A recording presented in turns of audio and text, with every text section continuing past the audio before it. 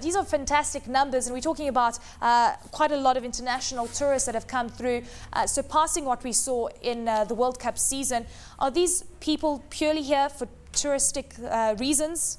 Are they tourists, or are we starting to see a very big mixture between people coming to South Africa to do business and also to come and see what South Africa is all about from a tourism perspective?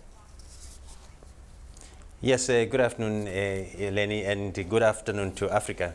We are very excited about the achievements that you have just reported on, especially given the background of the fact that we benefited from the Soccer World Cup numbers. If you look across the board in terms of where the growth is coming from, indeed, it is about all the travel reasons or purpose for travel to South Africa. We have seen a growth across the board. But it is also much more than that. We are beginning to see a good mixture between people traveling here for business and those who are coming to South Africa for leisure. South Africa has that uniqueness in the sense that it does offer much more than just one product line. We offer a variety of products when you come to South Africa. It's not just one product.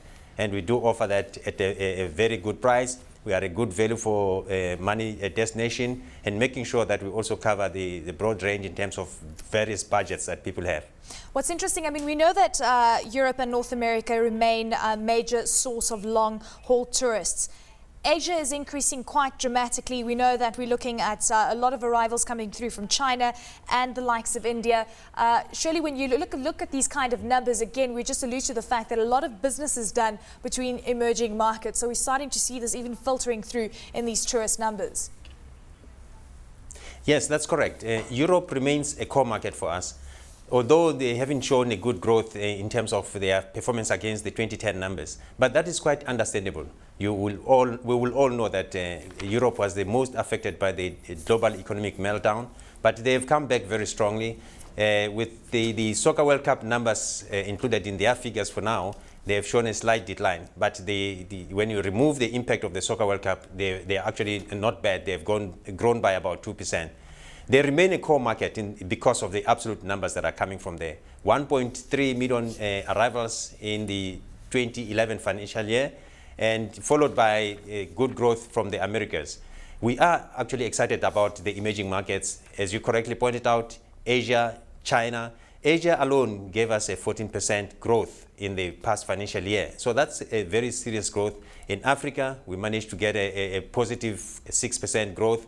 Nigeria alone is in the region of about 37%, and very strong growth from Angola and DRC, double-digit growth. So we are beginning to see emerging markets challenging our core tourist sources.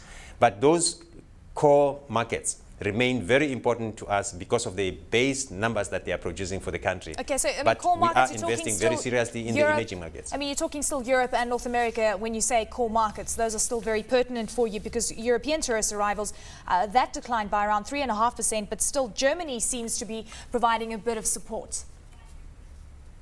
Yes, Germany has actually been such a great surprise for us, very pleasant surprise at that.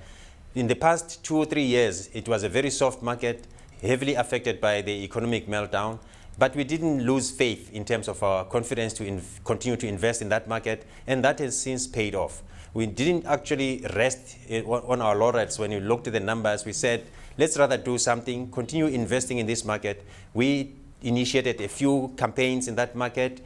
We went on a very serious campaign to expose the Germans to the 20 experiences just immediately after the Soccer World Cup.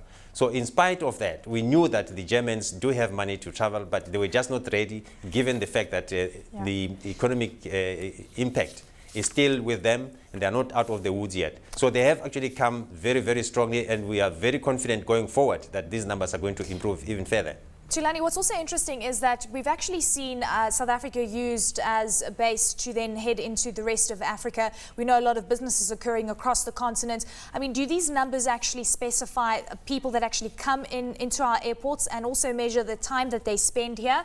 I mean, because people could just be, getting connecting flights into other African nations. Yeah, let's start off by addressing the question of South Africa being used as a hub into regional Africa. We are proud of that, and we think it is something that we need to encourage at all times. We are also aware of some of the impediments that can impact on our ability to develop South Africa as a strong hub into regional Africa, such as visa facilitation and so on and so on.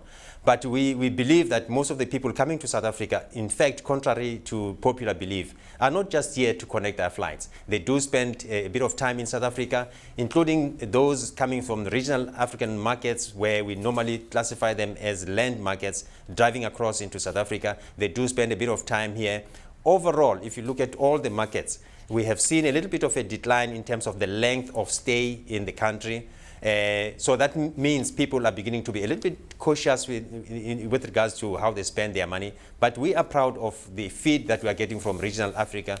Whether they are coming here to do shopping is part of their contribution to the broader economy in South Africa, and we welcome that. We continue to invest as such. Again, we are saying we are showing very strong growth there. The government of South Africa has shown confidence in regional African markets. They have given us an amount of 218 million rand to invest in growing tourism from regional Africa in the next 3 financial years. So obviously they wouldn't do that if they didn't have confidence, and we as South African tourism are quite excited about it. We are now on course to open the second market in regional Africa. Nigeria is up next. We already have a presence in Angola, and the plan is in the next 4 years we will be opening one office in regional Africa. We will be using a hub strategy, of course, and making sure that we support the North, the East African region, the Central African region, and the West African region. Thank you, sir, for joining us. Thank you so very much for your time and your insights. That was Thulani Nzima, the CEO of SA Tourism.